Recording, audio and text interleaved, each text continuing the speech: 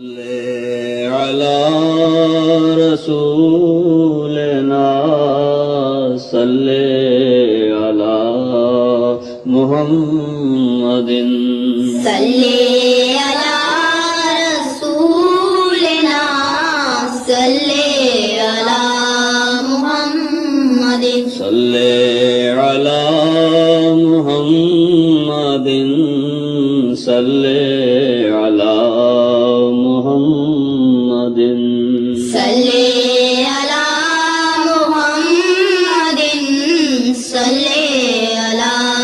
محمد صلی علی محمد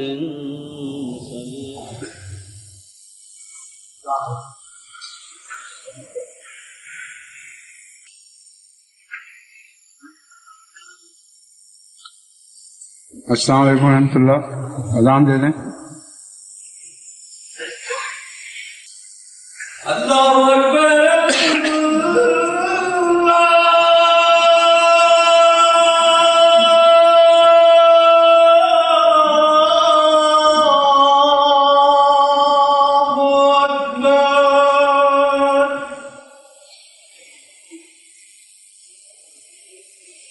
اللہ اکبر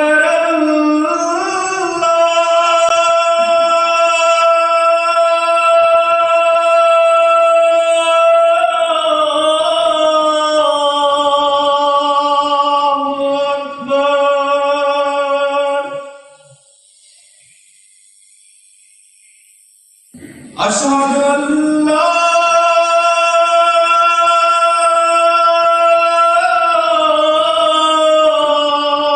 إله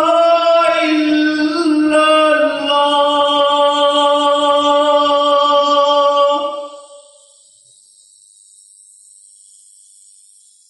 أشهد أن لا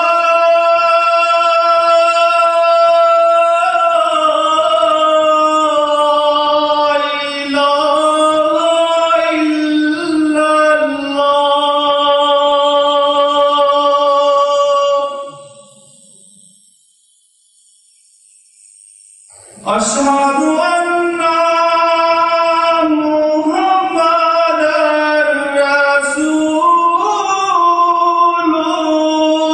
الله.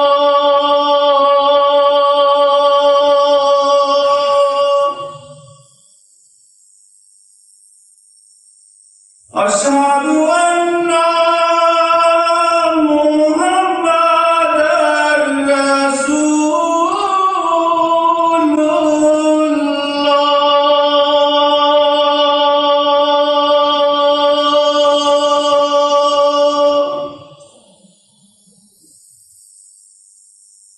حي على الصلاة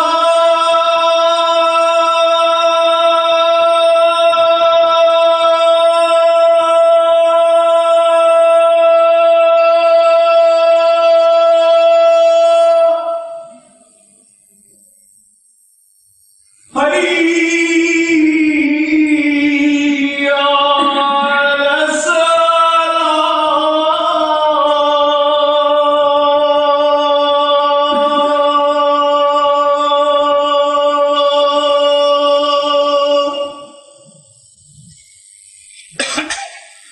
حي على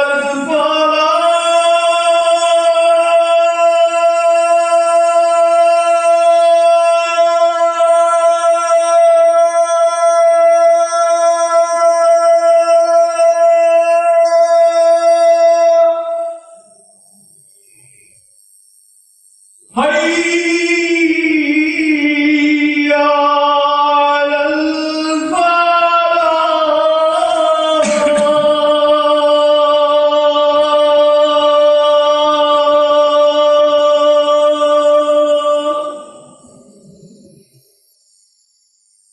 اللہ اکبر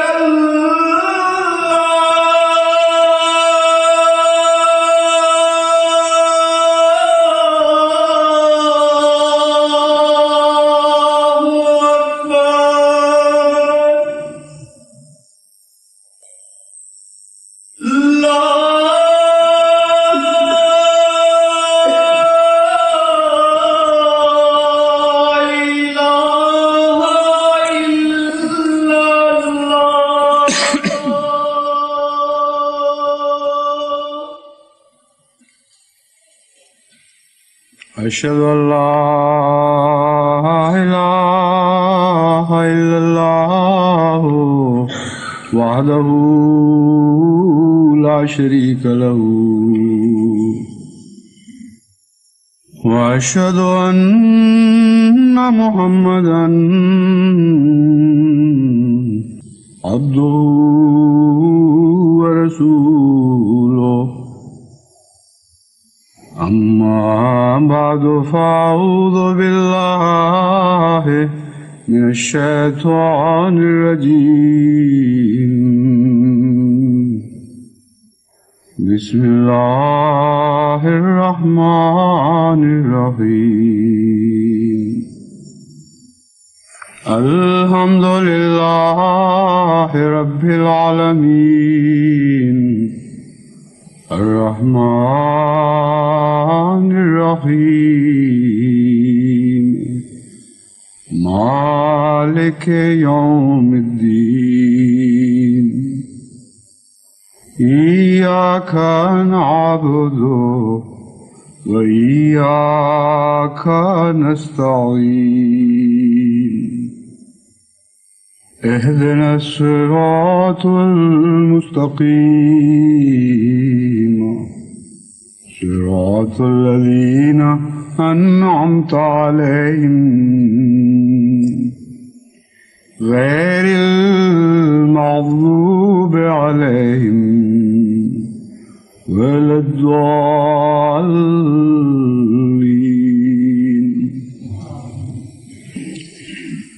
قل لا يستوي الخبيث والطيب ولو أعجبك كثرة الخبيث فاتقوا الله يا أولي الألباب لعلكم تفلحون إن يمسسكم حسنة تسؤهم وإن تصبكم سيئة يفرحوا بها إن تمسسكم حسنة تسؤهم وإن تصبكم سيئة يفرحوا بها وإن تصبروا وتتقوا لا يضركم كيدهم شيئا إن الله بما يعملون محيط يا أيها الذين آمنوا إن تتقوا الله يجعل لكم فرقانا ويكفر عنكم سيئاتكم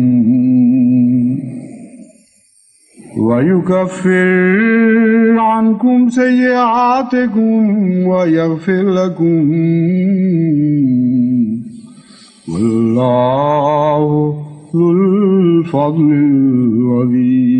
العظيم.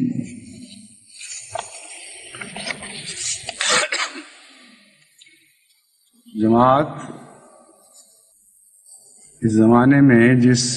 عظیم الشان ابتلا کے دور سے گزر رہی ہے، اور عمدن میں اسے عظیم الشان کہہ رہا ہوں، غلطی سے نہیں، شاید کسی کو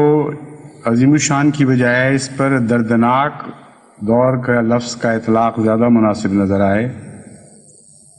لیکن جب ہم قرآن کریم پر غور کرتے ہیں تو مومنوں پر جتنے بڑے ابتلا آتے ہیں اتنے ہی زیادہ وہ عظیم الشان ہوتے ہیں، گو درد کے بھی بے شمار پہلو ساتھ لیے ہوئے ہوتے ہیں، لیکن ان کی مثال، ان دکھوں کی مثال ایسی ہی ہے جیسے ماں پیدائش کی تکلیف میں سے گزرتی ہے، اور پیدائش کی تکلیف تو تھوڑے عرصے کی تکلیف ہوتی ہے اور ماضی میں پیچھے رہ جاتی ہے، مگر اگر اسے خدا سعید بخت خوش نصیب بیٹا عطا فرمائے تو ہمیشہ ہمیش کے لیے اس کی سعادتیں مستقبل میں آگے آگے چلتی ہیں، وہ اس بیٹے کی زندگی کے ساتھ بھی ختم نہیں ہو جاتی، بلکہ ان سعادتوں کو بسا اوقات خدا نافلہ کے ذریعے لمبا کرتا ہے اور پھر نافلہ کی سعادتوں کو اور آگے بڑھاتا چلا جاتا ہے۔ بس مومن کی زندگی کا ابتلا بھی کچھ ایسی صورت رکھتا ہے کہ اگرچہ دکھوں کے ایک دور میں سے مومن کو لازماً گزرنا ہوتا ہے، لیکن یہ دور بہت ہی عظیم الشان دور ہوتا ہے، کیونکہ نہ ختم ہونے والی عظیم الشان سعادتیں اور برکتیں پیچھے چھوڑ جاتا ہے۔ اس دور میں جہاں تک درد کی مختلف لہروں کا تعلق ہے، گزشتہ دنوں جو ہمارے بہت ہی پیارے بھائیوں کے خلاف دردناک سزاؤں کا اعلان کیا گیا، تو درد کی سب لہروں سے بڑھ کر اس درد کی لہر نے جماعت کے دلوں کو مغلوب کیا ہے، اور اس کثرت کے ساتھ سب دنیا سے درد کا اظہار ہو رہا ہے کہ شاید اس سارے دور میں کبھی کس چند لوگوں کی خاطر، چند بھائیوں کے دکھ کی خاطر اتنی عظیم تعداد میں انسانوں کے دل نہیں دکھے ہوں گے۔ اور جب میں شاید کہتا ہوں تو میں یہ کہتا ہوں کہ غالباً ایسا کا واقعہ کبھی نہیں ہوا ہوگا۔ 1 کروڑ کے لگ بھگ انسانوں کے دکھ کے دل چند آدمیوں کی تکلیف میں اس قدر بے قرار اور بے چین ہو گئے ہوں، غالباً بھی نہیں، میں یقین کے ساتھ کہہ سکتا ہوں کہ جماعت احمدیہ کے سوا آج اس دور میں اس کی کوئی اور مثال نظر نہیں آ سکتی۔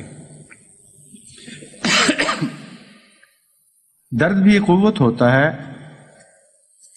اور اس قوت کو آپ جس طرح چاہیں استعمال کریں، جس قسم کے خیالات چاہیں اس قوت سے اخذ کریں، جس قسم کے اعمال پیدا کرنا چاہیں اس قوت کے نتیجے میں پیدا بھی کر سکتے ہیں۔ بس مختلف قلوب اور ذہنوں کے پیمانوں میں آج جب کہ درد ڈھل رہا ہے تو خیالات بھی مختلف پیدا ہو رہے ہیں اور جذبات بھی مختلف پیدا ہو رہے ہیں، اور ان کے نتیجے میں اعمال بھی مختلف ظہور میں آ رہے ہیں۔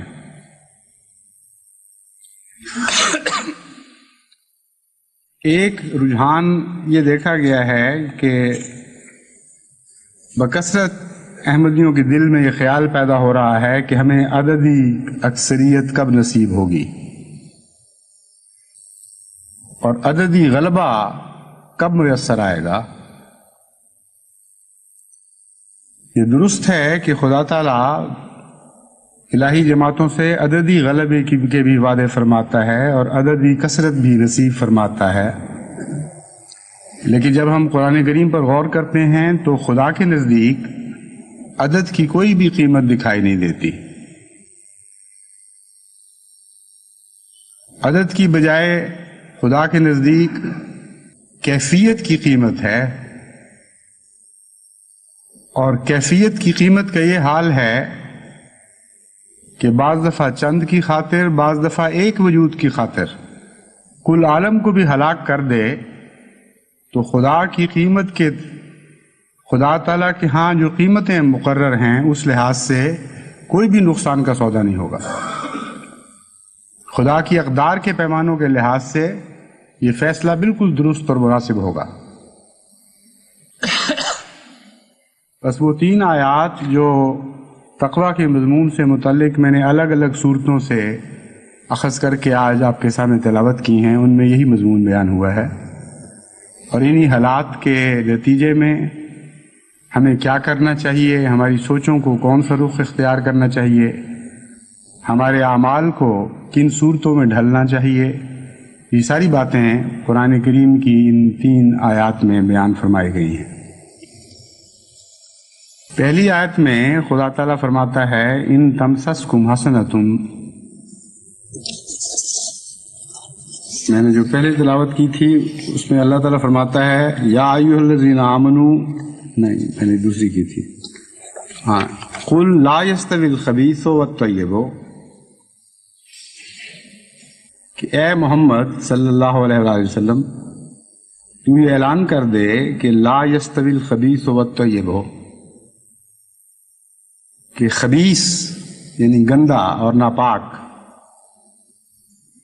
ہرگز طیب یعنی پاکیزہ کے برابر نہیں ہو سکتا، اس کا ہم مرتبہ نہیں ہو سکتا، کسی پہلو سے بھی اس کی برابری کا دعویٰ نہیں کر سکتا۔ ولو اعجبک کثرت الخبیث، خواہ مخاطب تجھے خبیث کی تعداد کی کثرت اچھی بھی لگے، تجھے یہ بات پسند آئے کہ خبیث کی تعداد تو زیادہ ہے، اللہ تعالیٰ فرماتا ہے یہ بات بھی اس کی اچھی نہیں، اور تعداد کے لحاظ سے بھی خبیث کو جو اکثریت حاصل ہے اس میں بھی حسن کا پہلو کوئی نہیں، پھر بھی وہ چند طیب کے مقابل پر کوئی حیثیت نہیں رکھتا۔ فاتقوا اللہ یا اولی الالباب لعلکم تفلحون، بس اپنی قدر و قیمت بڑھانے کی طرف توجہ کرو اور اللہ کے تقوی کے معیار کو بڑھاؤ، کیونکہ یہی ہے جو خدا کی نظر میں کوئی قیمت رکھتا ہے، تقوی ہی ہے جو خدا کی نظر میں پیارا ہے، تقوی ہی ہے جس کے مقابل پر ہر دوسری چیز خدا کی نگاہوں میں ہیچ ہے۔ لعلکم تفلحون، تاکہ تم پھر فلاح پاؤ اور نجات دہندوں میں شمار کیا جاؤ۔ بس وہ لوگ، وہ احمدی احباب خصوصاً جن کے دل میں بار بار یہ حسرت پیدا ہو رہی ہے کہ کاش ہمیں عددی اکثریت جلد حاصل ہو جائے، ان کو میرا یہ پیغام ہے کہ عددی اکثریت کی بجائے اپنے معیار تقویٰ کو بڑھانے کی طرف توجہ کریں۔ جہاں تک عددی اکثریت کا تعلق ہے یہ بھی قرآن کریم میں وعدے موجود ہیں، لیکن عددی اکثریت کی حیثیت سے نہیں، بلکہ صاحب تقویٰ لوگوں کی تعداد میں اضافے کی حیثیت سے۔ قرآن کریم میں جہاں غیروں پر غلبے کا وعدہ فرمایا گیا ہے، وہاں فرمایا ہے لِيُظْهِرَهُ عَلَى الدِّينِ كُلِّهِ، تاکہ وہ اسے غالب کرے، یعنی محمد مصطفیٰ صلی اللہ علیہ وآلہ وسلم کو غالب کرے۔ اور محمد مصطفیٰ کے غلبے کا مطلب عددی اکثریت ہے ہی نہیں۔ جب کہا جاتا ہے کہ محمد کو دنیا پہ غالب کرے تو مراد یہ ہے کہ ہر حسن کو دنیا پہ غالب کر دے، ہر خوبی کو دنیا پہ غالب کر دے، ہر پاکیزگی کو دنیا پہ غالب کر دے، ہر صفت باری تعالیٰ کو دنیا پہ غالب کر دے۔ بس بظاہر لوگ اس کا یہی معنی لیتے ہیں کہ اسلام کی عددی اکثریت کا وعدہ کیا گیا ہے، ہرگز نہیں۔ حضرت محمد مصطفیٰ صلی اللہ علیہ وآلہ وسلم کے غلبے کا وعدہ کیا گیا ہے، اور وہ غلبہ حسن کے بغیر ممکن نہیں۔ بس اگر اس طرح لوگوں احمدیت نے بڑھنا ہے کہ نور مصطفی پھیل جائے تو یہ تمنا ایک پاکیزہ تمنا ہے، یہ تمنا یقیناً قرآن کریم کے مطابق ہے، مگر اگر مقابل کے جوش میں اگر ایک دوسرے پر بازی لے جانے کی تمنا میں آپ محض عددی اکثریت پر نظریں لگا کر بیٹھ جائیں تو یہ کوئی اچھا سودا نہیں ہوگا۔ اس ابتلا کی صحیح قیمت آپ نے وصول نہیں کی، اس لیے اپنی توجہ کو قیمتوں اور قدروں کی طرف مرکوز رکھیں اور یہ فیصلہ کریں کہ ہر قربانی کے بدلے خدا سے سب سے زیادہ قیمت وصول کریں گے۔ دوسری بات جو بیان فرمائی گئی ہے وہ یہ ہے کہ یا ایھا الذین، اس سے پہلے میں نے یہ آیت تلاوت کی تھی، ان یمسسکم حسنۃ تسؤہم، ان تمسسکم حسنۃ تسؤہم وان تصبکم سیئۃ یفرحوا بها، اگر تمہیں کوئی اچھی بات پہنچتی ہے تو تمہارے دشمن اس سے بہت برا مناتے ہیں، بہت تکلیف محسوس کرتے ہیں، وَإِن تُصِبْكُمْ سَيِّئَةٌ يَفْرَحُوا بِهَا، ہاں اگر تمہیں کوئی تکلیف کی بات پہنچ جائے، یفرحوا بہا، اس سے بہت خوش ہوتے ہیں. وَإِن تَصْبِرُوا وَتَتَّقُوا لَا يَضُرُّكُمْ كَيْدُهُمْ شَيْئًا، اگر تم بچنا چاہتے ہو ان کے شر سے تو طریق یہ ہے کہ تصبروا، صبر کرو، وتتقوا، اور تقوی اختیار کرو. یہ دو ہتھیار ہیں مومن کے جن کے ذریعے غیر کے شر سے بچ سکتا ہے. اور اس کے بعد خدا یہ وعدہ کرتا ہے لا یضرکم کیدہم شیئا، ہرگز ان کی کوئی شرارت، ان کی کوئی اسکیم تمہیں کوئی نقصان نہیں پہنچا سکے گی. ان اللہ بما یعملون محیط، فرمایا اللہ ہے جو ان کا گھیرا کیے ہوئے ہے. تم تو کمزور ہو، ناتوان ہو، تمہیں یہ طاقت کہاں ہے کہ اپنے دشمن کے مقابل پر اس کے شر سے بچ سکو. کچھ یہ کہ تم اس پر کسی اور طرح سے غالب آ جاؤ.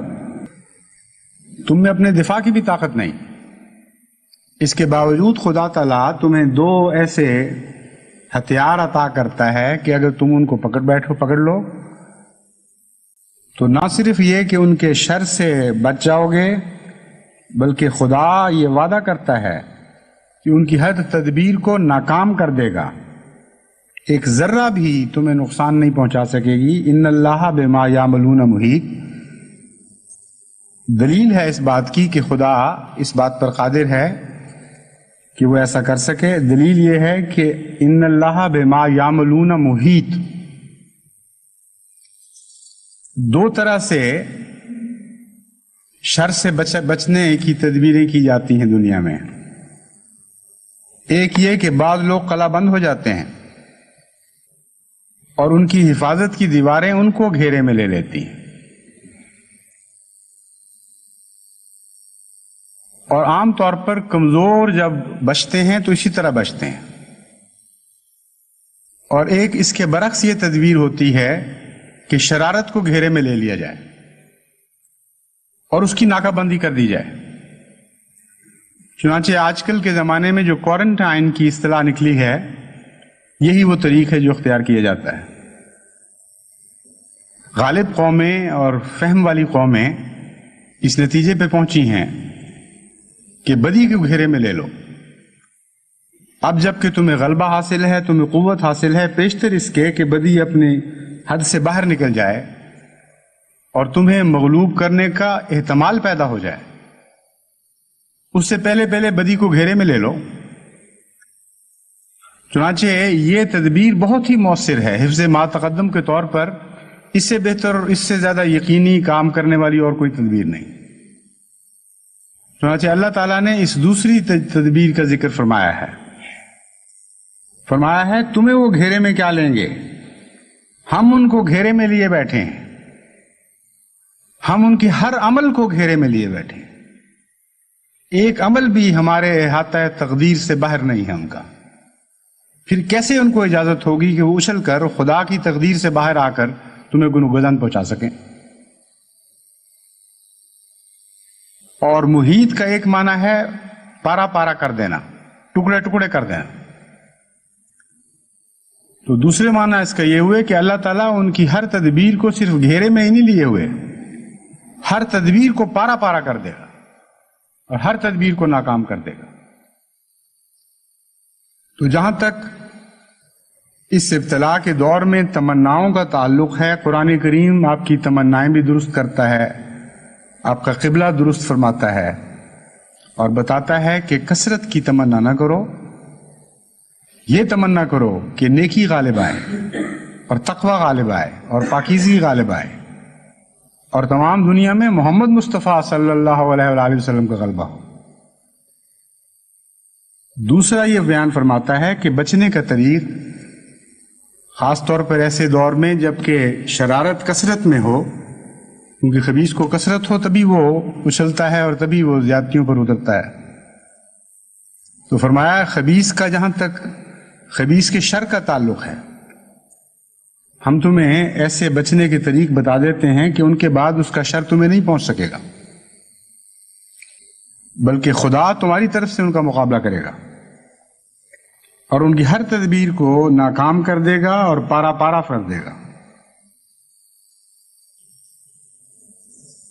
پھر ایک تیسری جگہ اسی مضمون کو آگے بڑھاتے ہوئے بتاتا ہے، یا ایھا الذین آمنوا ان تتقوا اللہ یجعل لکم فرقانا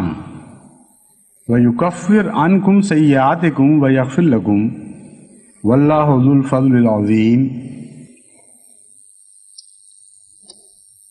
یہاں بعض توہمات کا ازالہ فرمایا گیا ہے۔ جب مومن کو کہا جاتا ہے کہ تقوی کا معیار بڑھانے میں ہی تمہاری کامیابی ہے، خبیث کی کوئی حقیقت نہیں، طیبی ہے جو خدا کی نگاہ میں اہمیت رکھتا ہے، اس لیے تقوی بڑھانے کی طرف توجہ کرو، تو طبعاً انسانی کمزوری کے نتیجے میں دل سے آواز اٹھتی ہے کہ ہمارے دل کا تقوی باہر کسی نے کیا دیکھا ہے۔ جہاں تک دشمن کا تعلق ہے، اسے کیا پتا کہ ہمارے دلوں نے اس دور میں کیا کچھ سیکھا ہے اور کیا کچھ کمایا ہے۔ وہ تو تمسخر کے ساتھ ہم پر ہنستا ہوا، مذاق اڑاتا ہوا یہاں سے رخصت ہوگا، اور ہم لوگ اس خیال سے کہ ہمیں تقوی نصیب ہو گیا ہے اپنی فتح کے اندرونی شادیانے تو بجا رہے ہوں گے، لیکن باہر ان شادیانوں کی کوئی آواز سنائی نہیں دے گی۔ جہاں تک غیر کا تعلق ہے، اسے اپنی شکست کا کوئی احساس نہیں ہوگا، اس لیے ایسی فتح عظیم بھی ہو تو لذت بخش اور تسکین بخش نہیں ہو سکتی۔ اس کے جواب میں، اس وہم کے جواب میں خدا تعالیٰ یہ فرماتا ہے، ان تتقوا اللہ یجعل لکم فرقانا، کہ اگر تم خدا کا تقوی اختیار کرو تو خدا تعالیٰ تمہیں ایک نمایاں چمکنے والا نشان عطا فرمائے گا، ایسا امتیازی نشان دے گا کہ غیر اسے دیکھے اور اس کے روب سے مروب ہو جائے۔ جیسا سورج چڑھ جاتا ہے ویسی فرقان نصیب ہوگی، جیسے قرآن ایک فرقان کے طور پر نازل ہوا ہے اور ہمیشہ کے لیے اپنی ذات میں غلبوں کا نشان رکھتا ہے، اسی طرح خدا تعالیٰ تمہیں فرقان عطا فرمائے گا، تفریق کرنے والا نشان، غیر کو مغلوب کرنے والا نشان، نمایاں امتیاز پیدا کرنے والا نشان۔ اس لیے یہ فکر مت کرو کہ تمہارے اندرونی تبدیلی کے نشان کو غیر نہیں دیکھیں گے، خدا کی تقدیر باہر بھی نشان ظاہر کرے گی، تمہارے اندر بھی نشان پیدا کرے گی اور آفاق میں بھی نشان ظاہر کرے گی جو تمام دنیا کو نظر آئیں گے۔ اور پھر مان بعد اصل مضمون کی طرف توجہ پھیر دی کہ محض تماش بینی کے لیے خدا تعالیٰ یہ عظیم الشان ابتلا جاری نہیں فرمایا کرتا، جو اصل مقصد ہے وہ یہ ہے یکفر عنکم سیئاتکم، اصل بھلائی، اصل فائدہ تمہارا اس بات میں ہوگا کہ تمہاری برائیاں دور ہو رہی ہوں گی اور خدا تمہاری برائیوں کو دور کرے گا۔ وَيَغْفِرْ لَكُمْ، اور جو پہلے برائیاں کر چکے ہیں ان سے صرف نظر فرمائے گا اور ان کو بخش دے گا۔ وَاللَّهُ ذُو الْفَضْلِ الْعَظِيمِ، اللہ تعالیٰ بہت ہی بڑے فضل والا ہے، بہت ہی عظیم الشان فضلوں والا ہے۔ تو ابتلا کا نتیجہ اگر صبر اور تقوی اختیار کیا جائے تو ذو الفضل العظیم خدا کی رحمتوں کے نیچے آنے کی صورت میں ظاہر ہوتا ہے۔ اس لیے ابتلا کے ایسے دور جو ذو الفضل العظیم سے انسان کا تعلق باندھیں، کہ اس کی رحمتوں اور برکتوں اور رضا کی آنکھ کے نیچے انسان کو لے آئیں، وہ یقیناً عظیم الشان ابتلا کہلانے کے مستحق ہوتا ہے۔ تقوی کیا ہے؟ اس مضمون پر میں نے گزشتہ سے پیوستہ جمعے میں کچھ کہنا شروع کیا تھا اور خیال تھا کہ اس سلسلے کو آگے بڑھاؤں گا، لیکن درمیان میں ایسی بعض اطلاعیں آئیں کہ وقتی طور پر اس مضمون کو چھوڑنا پڑا۔ اب پھر آج میں اسی مضمون کو پکڑتا ہوں اور جہاں چھوڑا تھا وہاں سے لینے کی بجائے اثر نو آغاز سے اس مضمون کو شروع کر رہا ہوں۔ جو اس سے بیان ہو گئے ہیں وہ دوبارہ نہیں بیان ہوں گے، لیکن اس مضمون سے یعنی اموال سے تعلق رکھنے والے بعض پہلو ابھی تشنا ہیں، انشاءاللہ ان پر میں بعد میں روشن ڈالوں گا۔ حضرت صلی اللہ علیہ وآلہ وسلم نے تقوی کی جو تعریف فرمائی ہے، وہ تعریف فرمانے کا انداز بھی نہایت ہی پیارا اور بالکل عام دنیا کے دستور سے بالکل ہٹ کر ہے۔ شروع میں بظاہر تقوی کا کوئی ذکر نظر نہیں آ رہا، لیکن مضمون جب اپنے انتہائی مقام کو پہنچتا ہے تو وہاں جا کر پتہ چلتا ہے کہ حضرت اقدس محمد مصطفیٰ صلی اللہ علیہ وآلہ وسلم کیا بیان فرما رہے ہیں۔ صحیح مسلم کتاب البر میں یہ حدیث ملتی ہے، فرمایا ایک دوسرے سے حسد نہ کرو، ایک دوسرے سے بڑھ بڑھ کر بولی نہ دو، ایک دوسرے سے بغض نہ رکھو، ایک دوسرے کی پیٹھ پیچھے باتیں نہ کرو، تم میں سے کوئی دوسرے کی بے پر بے نہ کرے، اللہ کے بندو آپس میں بھائی بھائی ہو جاؤ، ایک مسلمان دوسرے کا بھائی ہے، وہ اس پر ظلم نہیں کرے گا، نہ اسے رسوا کرے گا، نہ اسے بے یار و مددگار چھوڑے گا، نہ اسے حقیر جانے گا۔ یہ وہ تعلیم ہے جو تعلیم دینے کے بعد آپ نے فرمایا، اپنا ہاتھ اپنے دل پر رکھ کر 3 مرتبہ فرمایا، تقوی یہاں ہے، تقوی یہاں ہے، تقوی یہاں ہے، کہ تقوی کے سرچشمہ سے یہ کلام نکل رہا ہے۔ میں جانتا ہوں کہ تقوی کیا ہوتا ہے۔ تقوی محض خدا کے فرضی خوف کا نام نہیں، تقوی محض نیکی کی اونچی اونچی باتیں کرنے کا نام نہیں ہے، تقوی کوئی ایسی چیز نہیں ہے جو دل میں چھپا رہتا ہے اور ظاہر نہیں ہوتا۔ تقوی ایسا ہے جو پھر نظر بھی آتا ہے، غیروں کو، اپنوں کو بھی نظر آتا ہے اور غیروں کو بھی نظر آتا ہے، لیکن غیروں کو نظر آنے سے پہلے اپنوں کو تو دکھنا چاہیے، اپنوں کو تو دکھائی دے۔ وہ تقوی جو تمہارے دلوں میں پوشیدہ ہے اور ظاہر نہیں ہو رہا، وہ تقوی نہیں ہے۔ فرمایا دیکھو میرے دل میں تقوی ہے، میرے دل میں تقوی ہے، میرے دل میں تقوی ہے،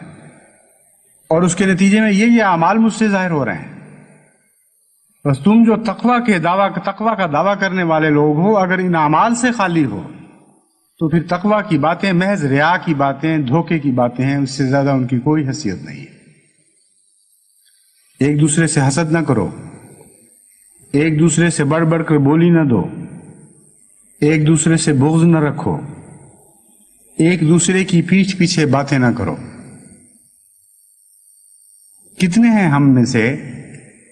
جو اس تعلیم پر کما حق و عمل پیرا ہیں، اور کتنے ہیں جو بار بار ٹھوکر کھا کر پھر انہی باتوں میں مبتلا ہوتے رہتے ہیں، اور کتنے ہیں جنہوں نے اس دور میں یہ بات سیکھی، اس رنگ میں تقوی سیکھا کہ اپنی وہ اصلاح کریں جو حضرت محمد مصطفیٰ صلی اللہ علیہ وآلہ وسلم تقوی کی تعریف کے نتیجے میں ضروری قرار دیتے ہیں۔ تم میں سے کوئی دوسرے کی بے پر بے نہ کرے۔ یہ چند باتیں جو میں نے حضرت صلی اللہ علیہ وآلہ وسلم نے بیان فرمائی ہیں، اکثر جھگڑے جو احمدیوں کے میری نظر میں آتے ہیں، جن سے قضاء کے دفتر بھرے پڑے ہیں، جن کی شکایتیں امور عامہ تک یا امراء تک پہنچتی ہیں، ان کا تعلق انہی باتوں سے ہے۔ سودوں میں زیادتیاں، حرص و ہوا کے نتیجے میں ایک دوسرے کو شکست دینے کی کوشش میں،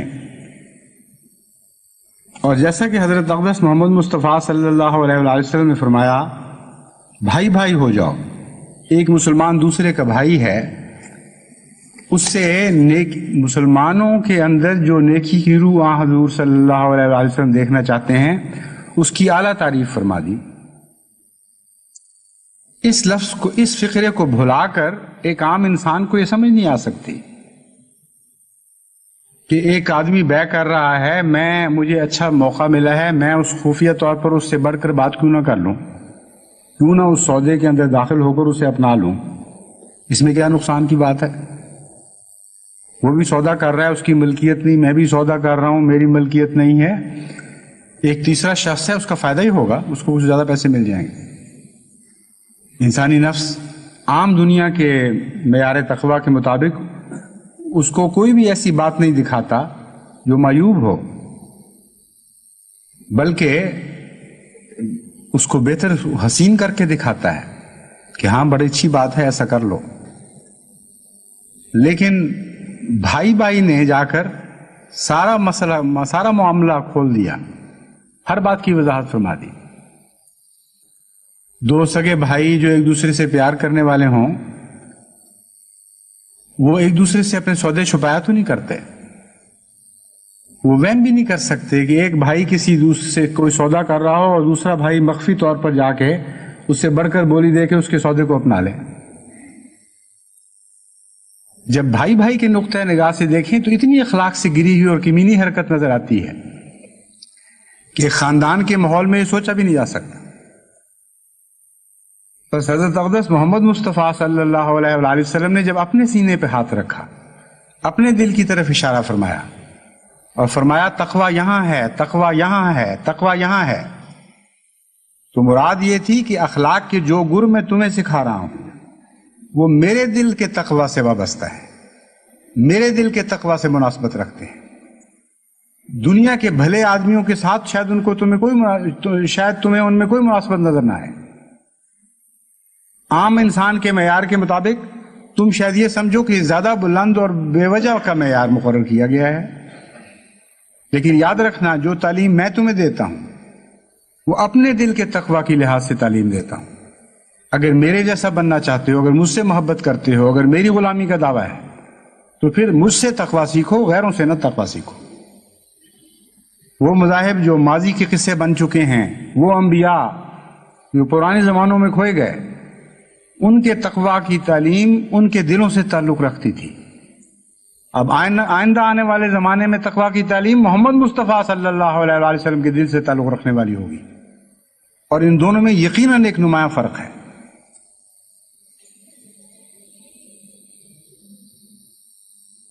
پھر فرمایا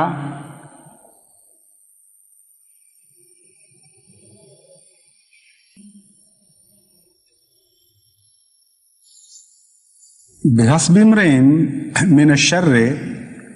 ان یحقر اخاہ المسلم کل المسلم علی المسلم حرام، کل المسلم علی المسلم حرام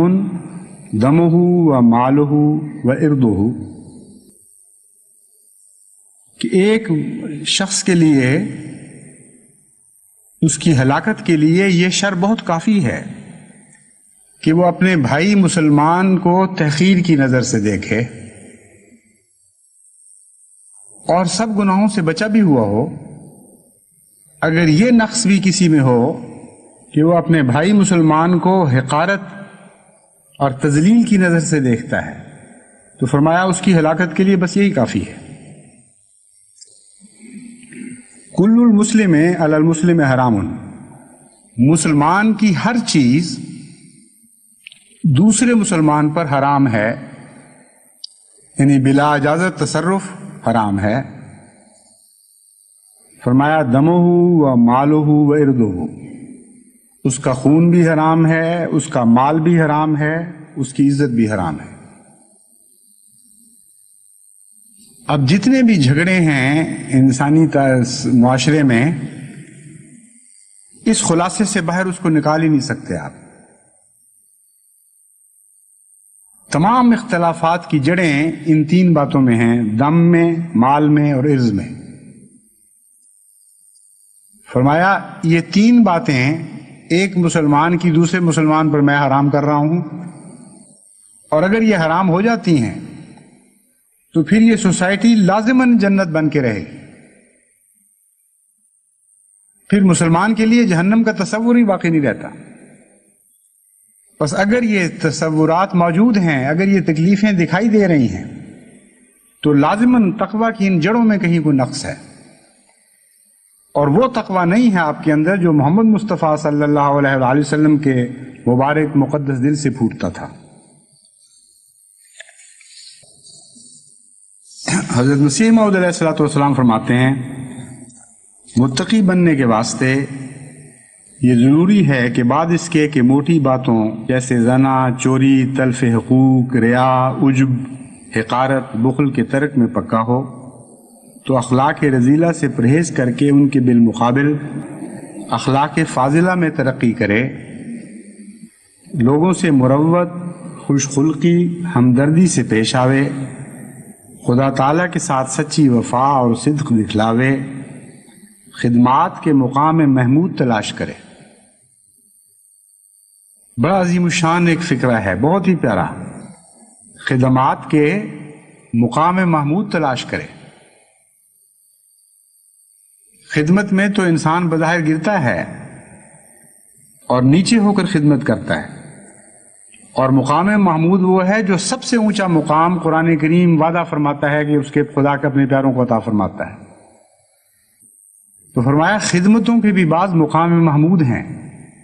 کس سلیقے سے خدمت کر رہے ہو، کس انداز سے خدمت کر رہے ہو، کس طرح نکھار کر تحسین کے ساتھ خدمت کرتے ہو،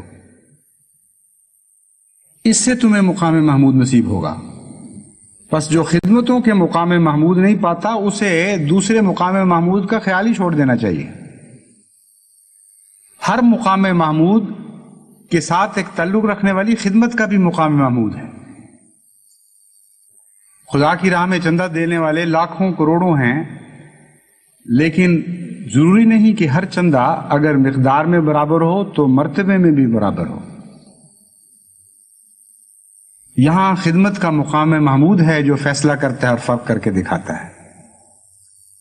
تو فرمایا خدمات کے مقام محمود تلاش کرے۔ اس فکرے سے پتہ چلتا ہے کہ کیسے سچے اور پاکیزہ دل کا کلام ہے۔ جھوٹے آدمی کو ایسی بات نصیب ہو ہی نہیں سکتی، اس کا تصور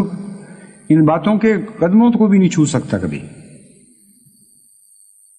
ان باتوں سے انسان متقی کہلاتا ہے، اور جو لوگ ان باتوں کے جامع ہوتے ہیں وہی اصل متقی ہوتے ہیں۔ یعنی اگر ایک خلق فردن کسی میں ہو، اگر ایک خلق فردن کسی میں ہو تو اسے متقی نہ کہیں گے جب تک بحیثیت مجموعی اخلاق فاضلہ اس میں نہ ہوں۔ اور ایسے ہی شخصوں کے لیے لا خوف علیہم ولا هم یحزنون ہے۔ اور اس کے بعد ان کو کیا چاہیے؟ اللہ تعالیٰ ایسوں کا متولی ہو جاتا ہے، جیسا کہ وہ فرماتا ہے وَهُوَ يَتَوَلَّى الصَّالِحِينَ۔ حدیث شریف میں آیا ہے کہ اللہ تعالیٰ ان کے ہاتھ ہو جاتا ہے جس سے وہ پکڑتے ہیں، ان کی آنکھ ہو جاتا ہے جس سے وہ دیکھتے ہیں، ان کے کان ہو جاتا ہے جس سے وہ سنتے ہیں، ان کے پاؤں ہو جاتا ہے جن سے وہ چلتے ہیں۔ اور ایک اور حدیث میں ہے کہ جو میرے ولی کی دشمنی کرتا ہے میں ان سے کہتا ہوں کہ میرے مقابلے کے لیے تیار ہو۔ ایک جگہ فرمایا ہے کہ جب کوئی خدا کے ولی پر حملہ کرتا ہے تو خدا تعالیٰ اس پر ایسے جھپٹ کر آتا ہے جیسے ایک شیرنی سے کوئی اس کا بچہ چھینے تو وہ غضب سے جھپٹتی ہے۔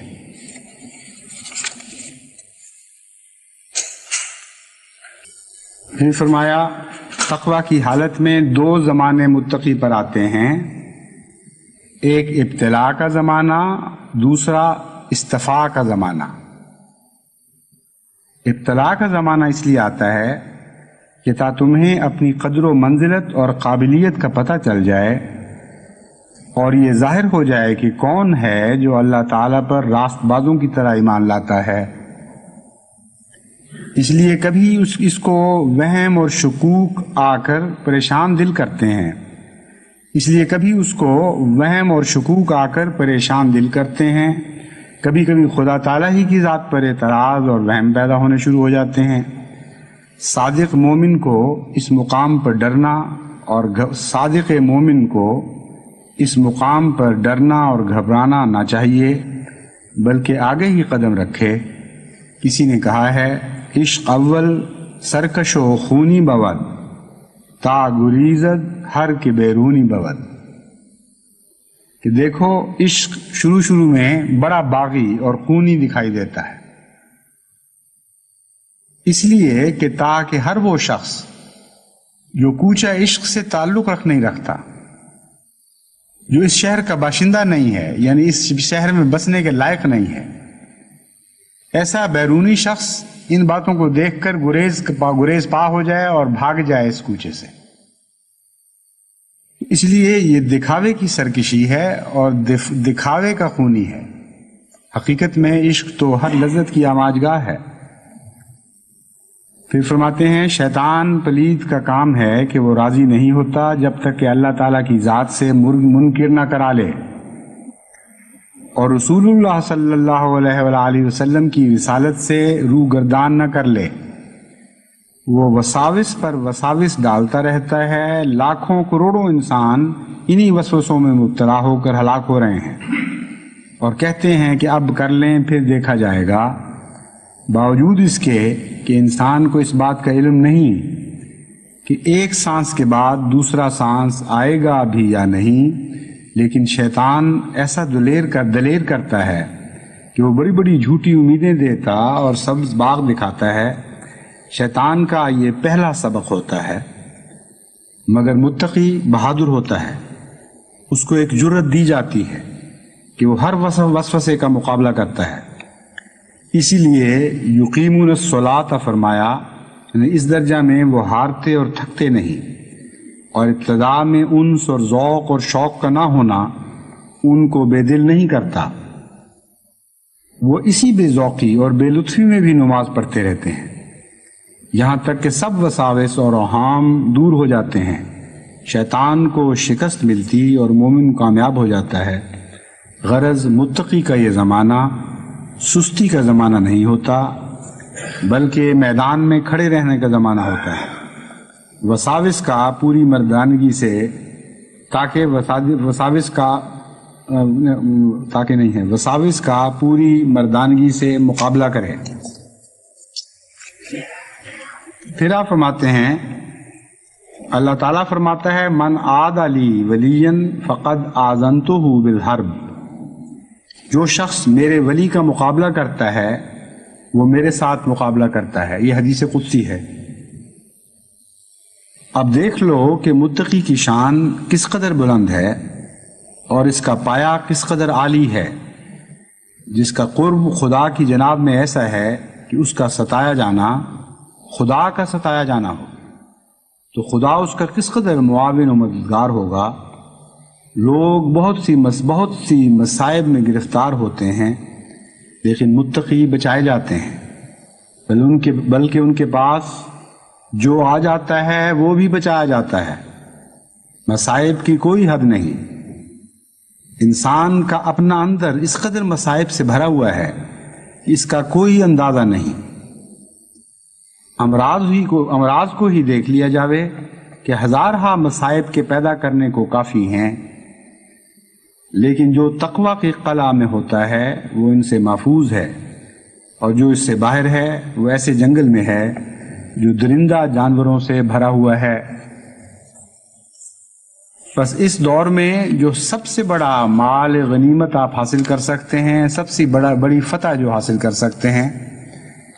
وہ مال غنیمت تقوی کا مال غنیمت ہے، اور وہ فتح اپنے دل کی، اپنے نفس کی فتح ہے،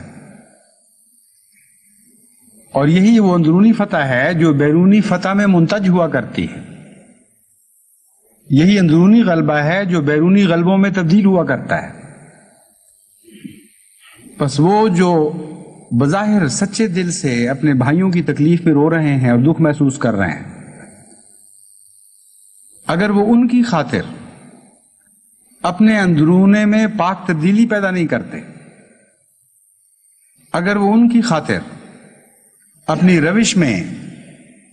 نمایاں فرق پیدا نہیں کرتے، تو وہ آنسو بھی جھوٹے ہیں، وہ درد بھی جھوٹا ہے، اس کی کوئی بھی قیمت نہیں۔ اس صورتحال سے دوہرے فائدے حاصل کرو. اس صورتحال سے جو کچھ بس تمہارے ہاتھ میں آ سکتا ہے، جو کچھ ممکن ہے تمہارے لیے حاصل کرنا، سب کچھ حاصل کر لو. اور وہی کچھ ہے جو میں نے آپ کے سامنے رکھا ہے. قرآن اور حدیث اور حضرت اقدس مسیح موعود علیہ الصلوۃ والسلام کے ارشادات کی روشنی میں بہت عظیم الشان سودوں کے وقت ہیں. اندرونی تبدیلی پیدا کریں، پاک ہمیشہ باقی رہنے والی تبدیلی، اور اس کے نتیجے میں بیرونی فتوحات بھی آپ کو نصیب ہوں گی. اور وہ فتوحات محض عددی غلبے کی نہیں ہوں گی، وہ فتوحات محمدی غلبے کی فتوحات ہوں گی، نفس پاکیزہ کی فتوحات ہوں گی، نفس خبیثہ کی فتوحات نہیں ہوں گی. وہ لوگ جو ظاہری پھلجھڑیوں کے کھیل کے دیکھنے کی تمنا رکھتے ہیں، ظاہری پھلجھڑیوں کے کھیل بھی ان کو ضرور دکھائے جائیں گے،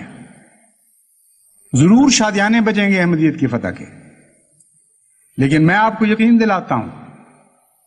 کہ ان ظاہری پھلجھڑیوں کے کھیلوں کے مقابل پر اور ان ظاہری شادیانوں کے مقابل پر نفس مطمئنہ کی فتح کے شادیانے بہت زیادہ غالب اور قوت والے ہوا کرتے ہیں، بہت زیادہ پرشوقت نغمے اپنے اندر رکھتے ہیں. اور اگر یہ دور آپ کو تقویٰ کا نور عطا کر دے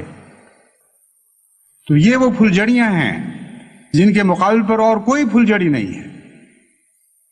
آپ کے دل میں اگر نور کے سوتے پھوٹنے لگیں، آپ کے دل میں اگر تقویٰ کی وہ پھلجھڑیاں چلیں جن سے نور کے رقص آپ کے سینوں میں دکھائی دیں، جن میں چاندنی تھرکتی ہوئی دکھائی دے، جن میں اللہ کا پیار رقصاں ہو اور خدا کے محبت کے نغموں کی آوازیں پھوٹ رہی ہوں، ان جلووں کی کیوں تمنا نہیں کرتے؟ ان رقص و سرود کے پیچھے کیوں نہیں بھاگتے؟ کیوں ان غلبوں کے نغموں کے لیے آپ کے کان نہیں ترستے؟ یہ وہ غلبے ہیں جو حقیقی غلبے ہیں اور دائمی غلبے ہیں، جو اس دنیا میں آپ کو پیچھے چھوڑ کر نہیں جائیں گے، بلکہ آپ کے ساتھ اس دنیا میں بھی جائیں گے، اور آپ کو پیچھے چھوڑ کر نہیں جائیں گے بلکہ آپ کے آگے آگے بھاگیں گے. کیونکہ قرآن کریم ہمیں مطلع فرماتا ہے، نورہم یسعی بین ایدیہم، جب تقویٰ کا نور ان کو عطا ہوتا ہے تو ان کو پیچھے نہیں چھوڑا کرتا، ان کے آگے آگے دوڑتا ہے، روشنی کرتا چلا جاتا ہے. ان کو خدا نور فراست عطا فرماتا ہے، اس دنیا میں بھی اور اس دنیا میں بھی ہر چیز کو دیکھتے اور سمجھتے ہیں، اور صاحب بصیرت لوگوں کی طرح فیصلہ کرتے ہیں اور صاحب بصیرت لوگوں کی طرح قدم اٹھاتے ہیں. خدا کرے ہمیں یہ تمام اجر عظیم جو اس دنیا سے بھی تعلق رکھتا ہے اور اس دنیا سے بھی تعلق رکھتا ہے، اس ابتلا کے دور میں ہمیں نصیب ہو جائے. اگر یہ نصیب ہو جائے تو ہماری عاقبت تو بہرحال سمجھ جائے گی. دشمن کے ہاتھ میں کیا آیا یہ خدا جانے اور وہ دشمن جانے.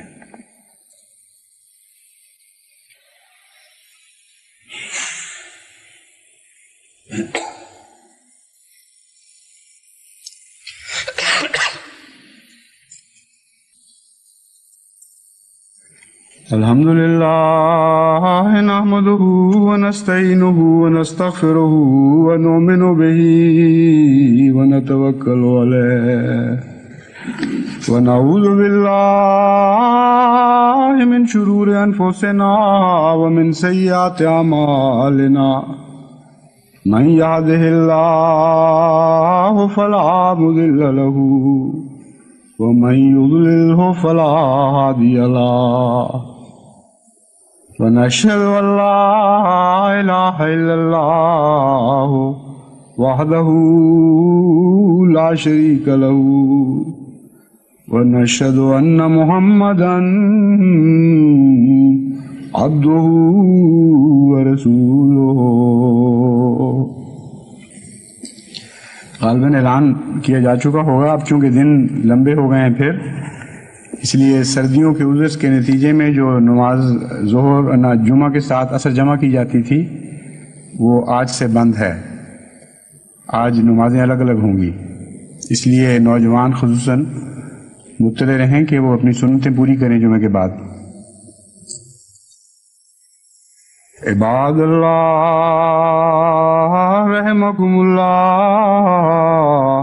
ان اللہ یامر بالعدل والاحسان وإيتاء ذي القربى وينهى عن الفحشاء والمنكر والبغي يعظكم لعلكم تذكرون